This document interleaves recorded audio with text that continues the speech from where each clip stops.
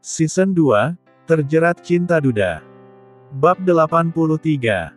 Masih perih. Mbak, aku pamit dulu ya, kalau ada kabar tentang Renata kasih tahu kami akan kesini lagi, ucap Sela. Iya Sel, makasih. Mas, kamu yang sabar ya, Renata pasti kuat. Makasih Bun, jawab Juna pelan. Begitu banyak support dari keluarga tapi Juna tak bisa menyembunyikan betapa terpukulnya dia dengan keadaan sang istri saat ini. Yang bisa dilakukan Juna hanya bisa membantu Renata lewat doa saat ini. Juna hanya bisa menangis memandangi wajah sang bayi mungil tanpa dosa ini. Wajahnya persis seperti Juna, tak ada ubahnya padahal masih sangat mungil. Ini sih persis versi kecilnya kamu Mas, ujar Erla. Iya Mas, hidung sama bibirnya persis banget jadi nggak diragukan lagi kalau ini benar-benar anak kamu, sahut Nia. Ya jelaslah Ma, ini anak aku, orang aku yang nanam benihnya, bisa dipastikan, jawab Juna sambil mengusap air matanya yang sempat menetes tadi. Jangan sedih lagi, dia nggak mau kalau lihat papinya nangis terus, papinya harus kuat menemani Mami. Siapa namanya Mas? Tanya Erla. Biar maminya saja yang kasih nama Ma, maminya sudah punya nama sendiri. Lucu ya Jun, alhamdulillah dia sehat, montok juga, jadi gemes mama pengen punya anak lagi, ucap Erla tersenyum kecil. Bukan anak yang dipikirkan Ma, cucu. Arsen juga harus dipikirkan jodohnya, ujar Randy yang juga ada di sana. Iya Pak, cuma gemes aja. Gimana perkembangan Renata Dok? Tanya Ibu Renata. Kita sama-sama berdoa ya Bu, untuk saat ini mungkin Renata terlalu lelah jadi belum stabil, mudah-mudahan besok kita semua sudah dapat kabar baik, jawab Randy dan diaminkan semuanya. Kasihan kamu nak, malah nggak bisa dapat ASI dari Mami, Mami masih terlalu lelah sayang.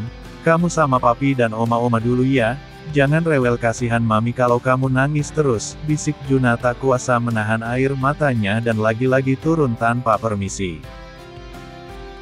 Jun, nanti coba kamu temani Renata di ruang ICU, siapa tahu dengan adanya kamu dia bisa berkomunikasi meskipun melalui alam bawah sadarnya. Iya Pak. Tapi ingat kamu harus kuat Jun. Jangan terus menangis, Renata hanya tidak sadarkan diri. Meskipun keadaannya begitu dia bisa mendengarkan apa yang kamu katakan, lanjut Randy dan diangguki Juna patuh.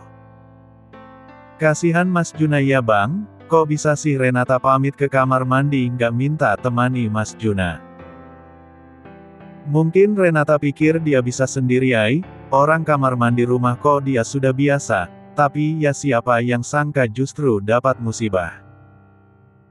Greget banget aku Bang sama mulut bibi Renata itu, harus dilempar segepok uang kali ya baru diem. Enakan dia dong ay, rugi dong.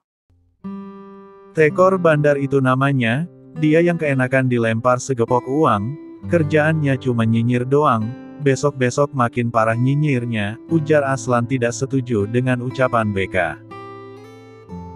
Abisnya kesel banget Bang. Udah tahu kita dalam keadaan katut masih juga cari kesalahan orang lain, apa nggak takut ya tuh mulut dur cuma gara-gara ngomongin orang. Udahlah ay, kenapa harus dipikirkan, orang itu hobi dia nggak usah dilawan, orang begitu ay akan semakin menjadi kalau dilawan, malah kita yang gila. Kalau nggak dilawan malah seenaknya sendiri Bang. Orang begitu lawannya pakai otak ay, bukan mulut. Bikin capek. Pakai otak gimana Bang? Misalnya gini, kalau Renata udah siuman kamu kirim tuh buket bunga atau hadiah buat anaknya yang gede, atau usul sama Juna buat ngerayainnya di rumah Ibu Renata, terus potong kerbau 10 ekor kalau perlu terus dibagi-bagi tetangga, buat pesta mewah di kampung Renata buat bungkam tuh mulut Suneonnya Big Laksmi. Biar nyahok dia, jawab Aslan dan diangguki BK setuju. Biar Bi Laksmi itu tahu siapa keluarga Juna bukan keluarga kaleng-kaleng. Udah yuk ay, Bobo dulu, besok kita jenguk Renata lagi di rumah sakit, semoga ada kabar baik ya Ai. Iya bang, aku juga berharapnya begitu, sahut Beka sambil merebahkan tubuhnya di tempat tidur. Sayang, bangun dong, apa nggak kangen kamu sama Mas? Mas kangen banget yang sama kamu, sehari nggak denger bawel kamu Mas jadi bingung. Jangan hukum Mas begini dong Yang, ucap Juna dengan bibir bergetar. Kamu tahu anak kita tampan sekali sayang, tapi maaf wajahnya semua persis seperti Mas bukan kamu, lanjut Juna dengan terkekeh kecil. Setiap saat Mas berdoa kepada Tuhan untuk kesehatan kamu Yang, kamu wanita yang kuat dan berani, dan Mas tahu kamu tidak akan pernah menyerah. Cepat sembuh ya sayang, ujar Juna lagi sambil mengusap tangan Renata lembut. Kamu telah membawa begitu banyak kegembiraan dalam hidup Mas sayang, Mas ingin terus melihat kamu saat membuka mata saat pagi menyapa. Kamu pasti ingin main dengan anak kita bukan? Kamu ingat impian kamu yang pagi-pagi berjemur dengan baby kita terus kamu bilang mau Mas temani keliling komplek biar semua orang tahu kalau kita sudah punya anak, kata demi kata diucapkan Juna tapi tak ada respon dari Renata. Perempuan yang baru saja menjadi ibu ini tetap terdiam tak sadarkan diri. Hiks. Hiks. Hiks. Akhirnya Juna tak bisa membendung tangisannya lagi, dia menundukkan kepala tak kuasa menatap sang istri. Mas. Cinta itu penuh perjuangan, Papa dan Mama Erla dulu lebih dari ini Mas, awal pernikahan kami sudah tidak direstui dan cara kami pun salah tapi rasa cinta yang begitu besar membuat kami bisa melewati itu semua. Semangat Mas, Papa yakin Renata akan sembuh dan kita bisa kumpul sama-sama lagi, ucap Randy yang baru masuk ke dalam ruangan melihat sang keponakan menangis. Renata butuh dukungan kamu Mas, ada juga nyawa lain yang ingin kamu menguatkan maminya, lanjut Randy. Istirahat. Papa lihat detak jantung dan nadi Renata mulai normal, berdoa terus ya semoga ada pelangi setelah hujan. Iya Pak, terima kasih. Papa pulang dulu Mas, kalau ada apa-apa hubungi Papa. Sekali lagi terima kasih Pak. Iya. Selain ini memang tugas Papa Renata dan kamu juga anak Papa, tidak perlu sungkan, ujar Randy menepuk pundak Juna lalu segera pergi. Kamu dengarkan Yang, banyak dukungan untuk kamu cepat sembuh ya, Mas kangen dipeluk sama, anak kita juga yang sudah menantikan dekapan hangat kamu, bisik Juna. Kap, kap. Sayangnya Oma nangis ya, maaf ya sayang Oma sudah lama nggak ngurus bayi jadi agak linglung. Kamu lapar ya, ucap Nia menggendong anak Juna yang memang malam ini tidur dengannya di ruangan yang sudah dipesan Juna. Mungkin haus Bu Nia? Iya Bu, bisa minta bantu bikin susu formulanya. Iya Bu Nia, sebentar ya, sahut Ibu Renata. Dua oma ini memang sudah sepakat tidak mau meninggalkan Renata di rumah sakit jadi Juna memesan kamar VIP untuk anaknya dan kedua oma dan opanya itu. Beruntung anak Renata lahir dengan keadaan sehat tak kekurangan satu apapun. Ini Bu. Terima kasih Oma. Jangan Oma, nenek saja, saya orang kampung, tolak Ibu Renata. Memangnya ada aturan orang kampung nggak boleh panggil Oma Bu? Bukan begitu Bu Nia, rasanya nggak pantas saja, nenek saja ya, ucapnya sambil memandangi sang bayi mungil ini yang sedang menyedot puting dotnya. Pinter cucu Oma udah bisa ngedot ya, maaf ya sayang, Mami kamu nggak bisa kasih kamu susu, Mami sedang sakit, tapi nanti kalau Mami kamu sudah sembuh pasti kamu bakalan nyusul langsung dari sumbernya, hibur Nia. Ibu Renata bisa melihat ketulusan Nia pada anaknya, hal seperti ini memang tak ada yang menginginkannya, semuanya kembali pada yang kuasa tapi besar harapan Ibu Renata bisa melihat anaknya pulih kembali dan berkumpul dengan keluarganya. Mas pulang dulu aja, kamu dari kemarin belum makan kan, biar gue di sini yang gantiin sama mama mertua lo juga, tuh lihat kantong matanya, ujar Beka yang sengaja datang untuk melihat kondisi Renata. Enggak kak, gue takut kalau Renata bangun gue nggak ada pasti dia bakalan cari gue entar, tolak Juna cepat. Mas, mandi dulu sana, istirahat sebentar biar kalau Renata bangun kamunya fresh nggak kayak gini. Kusut banget kamu, mana nggak mandi lagi, ucap Erla yang baru datang pagi ini juga.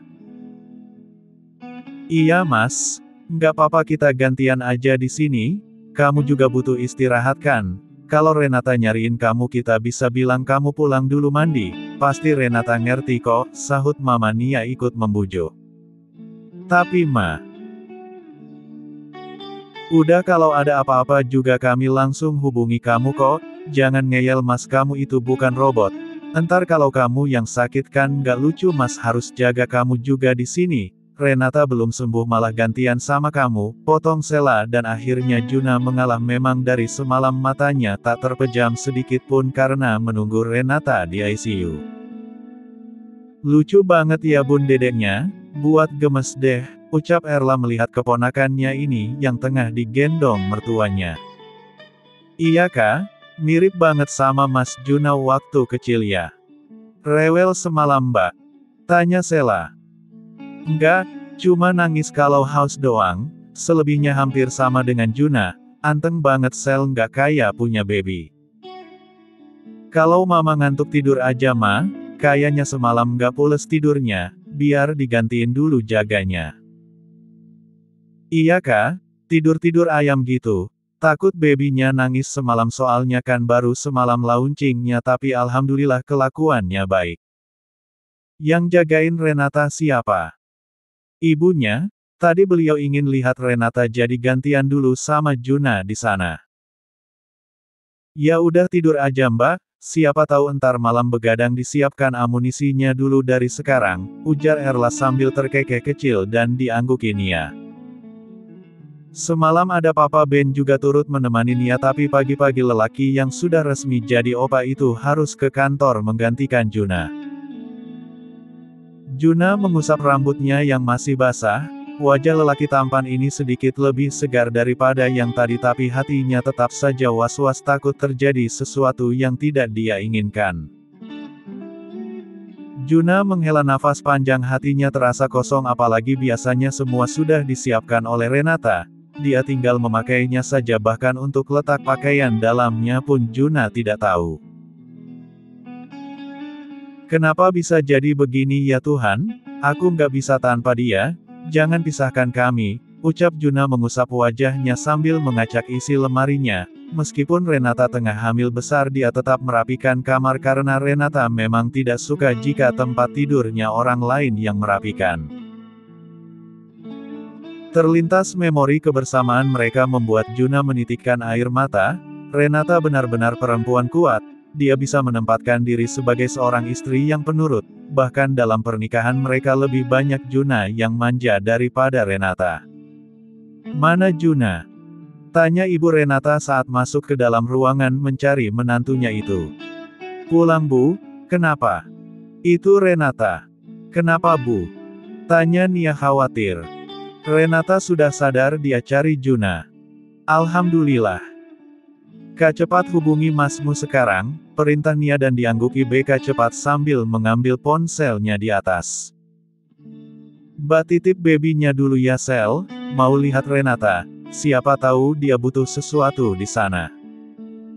Iya mbak biar aku di sini aku yang jaga, nanti Safa juga bakalan ke sini kok.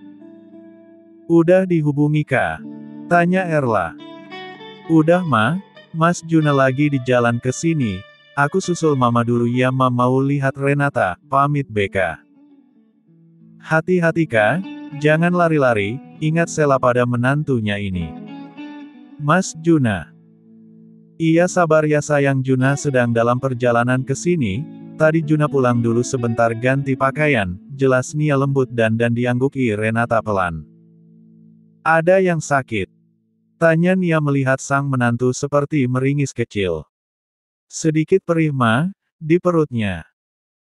Iya sayang kamu sudah dioperasi dan bayinya laki-laki, ganteng mirip papinya, ungkap Renata lagi. Ma, panggil Renata. Iya sayang, ada apa? Kamu butuh sesuatu? Tanya Nia dan dijawab gelengan oleh Renata. Terus apa nak? Terima kasih, buat apa? Buat kasih sayang yang mama berikan, aku nggak tahu kalau bukan mama mertua aku. SSSTTT. Jangan bicara begitu, sudah kewajiban mama selalu ada di samping kalian anak-anak mama, mengingatkan kalian akan rumah tangga. Maaf kalau mama sering bawel, sering larang-larang kamu, itu semua untuk kebaikan kamu, jelas Nia dan diangguki Renata lagi. Nia mengusap lembut wajah Renata memastikan tidak ada yang sakit lagi. Sayang, panggil Juna yang baru masuk ke dalam ruangan. Mas. Alhamdulillah kamu sadar yang, Mas sudah cemas banget lihat kamu pendarahan. Mas bingung sayang, ujar Juna jujur. Maaf ya Mas sempat ngebantah omongan kamu kemarin. Nggak apa-apa yang, Mas cuma nggak pengen kamu kenapa-napa meskipun cuma sekedar ke kamar mandi. Lain kali minta bantuan Mas ya, apapun bisa terjadi seperkian detik saat kita berpisah, ingat Juna dan diangguki Renata mengerti. Renata belum bisa banyak bicara karena merasa tubuhnya kram dan perutnya perih jika terlalu banyak bicara. Anak kita tampan, persis yang kamu bilang kemarin pasti mirip sama Mas. Ternyata iya yang, bahkan hampir 100% wajahnya duplikat Mas, ungkap Juna sambil terkekeh kecil. Dia di mana Mas? Ada sama ibu kamu dan yang lainnya di ruangan. Ibu ada? Ada, semuanya ada sayang, kami semua menunggu kamu di sini, jadi kamu jangan merasa sendirian nak, kami sayang sama kamu, sahut Nia sambil tersenyum kecil. Kamu kenapa sampai jatuh yang di kamar mandi? Rasanya aku pengen bab Mas saat itu terus duduk di klos tapi nggak keluar-keluar terus pas aku berdiri kepalanya pusing. Tapi aku tetap pengen keluar buat panggil kamu tahu-taunya pas mau buka pintu malah jatuh, jelas Renata sambil mengingat momennya saat itu. Untuk aja bibi cepat lihat kamu yang kalau nggak ya nggak ada yang tahu. Tapi kan Mas tahu kalau aku ke kamar mandi. Iya tapi kan nggak ngangka kamu jatuh yang, Mas pikir baik-baik saja. Tapi mama udah nanyain Renata sama kamu kan Jun, potong Nia. Iya ma tapi tetap aja kan aku nggak ngangka kejadiannya begini.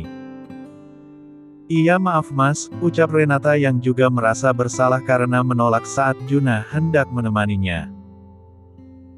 Udah jangan ada yang salah menyalah, sekarang kita bersyukur Renata sudah sadar, mama sempat panik loh saat kamu mau dioperasi apalagi kekurangan darah. Jadi siapa yang mendonorkan darah ma? Tanya Renata. Ayah kamu, beliau ada di ruangan saat ini, beliau hebat Re, nggak mau meninggalkan kamu meskipun sebentar. Renata terdiam sejenak mengingat perjuangan ayahnya untuk dirinya, mulai dari kecil hingga besar. Nggak usah mewek, beliau baik-baik aja yang, ucap Juna yang tahu isi kepala istrinya saat ini. Renata memang perempuan berhati lembut apalagi jika sudah membahas orang tua dia akan mewek seketika. Terima kasih Tuhan sudah mendengarkan doaku, makasih ya sayang sudah mau berjuang melahirkan buah cinta kita, bisik Juna sambil mencium tangan Renata lembut. Beberapa hari telah berlalu. Sumpah gue ampe bengek mikirin nasib lo Re, gue kasihan sama Mas Juna kalau lo nggak ada di samping dia bisa gila tuh. Anak, ucap BK. Saat ini Renata sudah dipindahkan ke ruangan inap dan kondisinya pun sudah mulai stabil, dia sudah mulai menyusui sang baby. Emangnya kenapa kak? Mas Juna tuh kelihatan linglung gitu Re, dia yang diem aja terus pelangap-longo tiba-tiba air matanya keluar, fix doi cinta mati sama lo Re, jawab BK sambil terkekeh geli. Masa, ujar Renata tak percaya dan diangguki BK. Emangnya lo nggak cinta sama pasangan lo dek?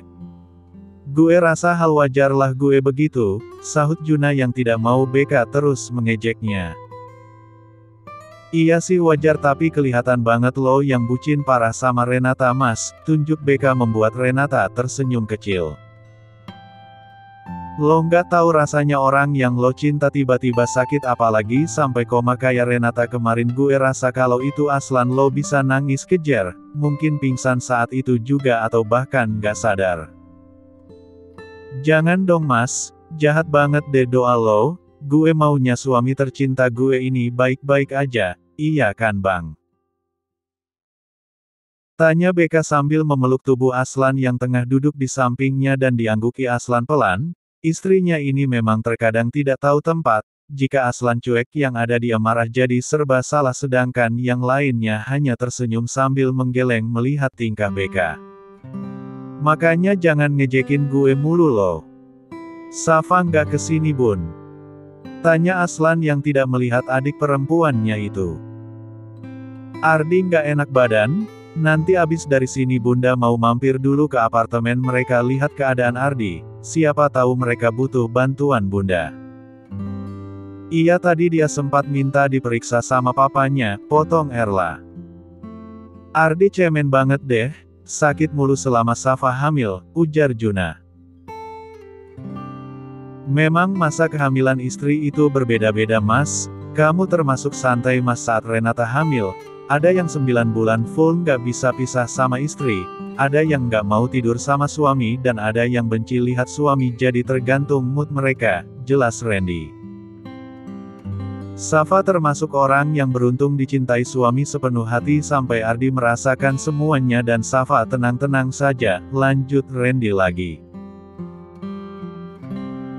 Bukan berarti nggak cinta sepenuh hati ya pak kalau nggak ngidam, entar bisa salah paham pak, bisa berabe di rumah. Celetuk Aslan melirik ke arah sang istri yang tengah asik mengemil buahannya hingga membuat mereka semua tertawa sedangkan Beka bingung sendiri dengan apa yang menjadi bahan tertawaan mereka. Yang, minta tolong air hangat dong. Bawa ke rumah sakit aja ya kak, Safa takut kakak kekurangan cairan, dari tadi muntah mulu. Nggak usah yang nanti papa juga bakalan kesini sama mama. Bunda juga tadi udah kasih kabar kok, tolak Ardi. Terus sekarang maunya apa? Pijitin aja yang tengkuknya mungkin bisa sedikit nyaman kalau dipegang kamu. Ya udah sini, ucap Safa sambil mengambil minyak angin lalu membalurkan ke tubuh Ardi. Tapi Safa heran deh kak, kalau kita sedang ngelakuin hubungan kok kakak nggak mual gitu, kalau sedang santai malah lebih sering mual. Tanya Safa. Mungkin dia tahu kali yang kalau ayahnya jengukin jadi lebih nurut gitu. Emang bisa gitu? Ya bisalah, kalau nggak percaya yuk kita tes pasti mualnya langsung hilang. Nggak ada. Ini masih siang loh kak, cegah Safa cepat saat Ardi akan memeluknya. Siang, malam, pagi, sore sama aja yang. Beda jam doang tapi tetap satu tujuan. Kalau ngomongin itu aja cepet segernya, udah entar papa sama mama datang nggak enak kalau lihat Safa abis keramas. Nggak ngaruh kok yang, sebentar aja, bujuk Ardi. Nggak ya kak. Tegas Safa, dia terlalu malu jika mertua dan orang tuanya datang mereka justru abis mandi, bisa senyum-senyum sendiri bundanya nanti. Bersambung.